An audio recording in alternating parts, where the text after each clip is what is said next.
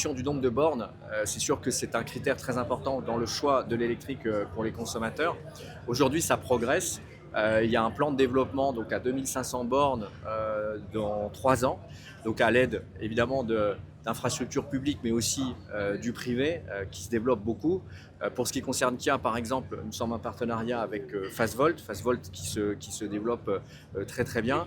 Et puis après nous avons aussi notre rôle à jouer, donc nous équipons nos points de vente de bornes et parfois même de bornes que nous mettons à la disposition du public, quelle que soit la marque. Je pense à l'exemple de Marrakech où on a une borne Fastvolt devant notre succursale et tout le monde peut venir charger sa voiture. Et puis ensuite, bien, nous offrons et nous installons les bornes chez nos clients ou à leur travail s'ils en ont besoin. En tout cas, on accompagne nos clients aussi sur la recharge, quels que soient donc leurs besoins pour essayer de faciliter l'utilisation du véhicule. Alors sur le Sportage, en fait l'histoire du Sportage elle est toujours très, comment dire, couronnée de succès au Maroc. Et je dois dire que depuis que nous avons lancé la nouvelle version, donc la 5e génération en 2022, il y a une forte accélération. Donc on était sur une moyenne de 1500 ventes à peu près par an auparavant. Cette année on devrait faire 4000 unités et avec la nouvelle version on devrait atteindre les 5000 ventes l'année prochaine sur le marché marocain. Donc aujourd'hui il y a une adoption vraiment très forte du modèle Sportage. On sent aussi qu'il est porté par l'image de la marque et par l'amélioration de l'image de la marque. Et puis c'est un véhicule aujourd'hui qui plaît beaucoup aux professionnels. Nous-mêmes, chez Kia, on s'est organisé aussi pour pouvoir répondre à la demande du B2B, des flottes. Et le Kia Sportage aujourd'hui est en train de s'imposer comme un véhicule de référence auprès des flottes, et que ce soit en courte ou en longue durée pour ce qui est de la location. Alors, c'est sûr que là, on est sur un modèle à volume, d'accord ?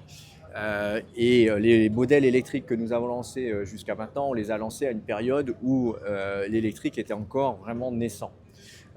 Aujourd'hui, comme je l'ai dit tout à l'heure, lors du lancement EV3, nous avons fait des études auprès de consommateurs pour vérifier un petit peu le niveau d'adoption maintenant de la technologie électrique.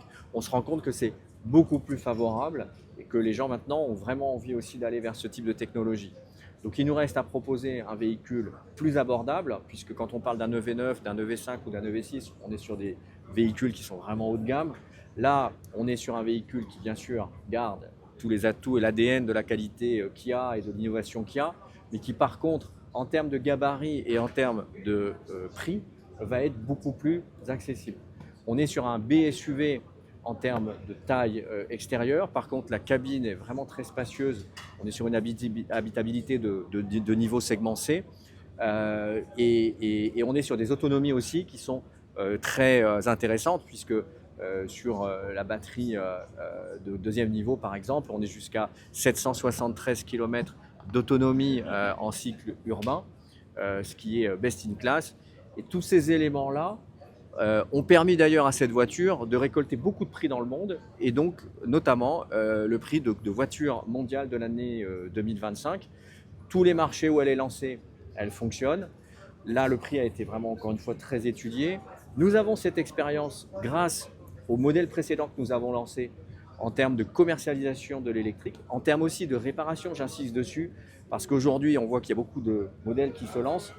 Par expérience, je peux vous dire qu'il faut équiper ces ateliers, il faut avoir les bons outils, il faut avoir les bonnes personnes, il faut avoir le bon niveau de formation, et il faut être capable de répondre aux attentes aussi du client sur l'électrique. Et on sent aussi d'ailleurs à travers les études qu'on a fait qu'il n'y a pas que la vente, mais le client il attend aussi d'être rassuré sur toute la partie après-vente.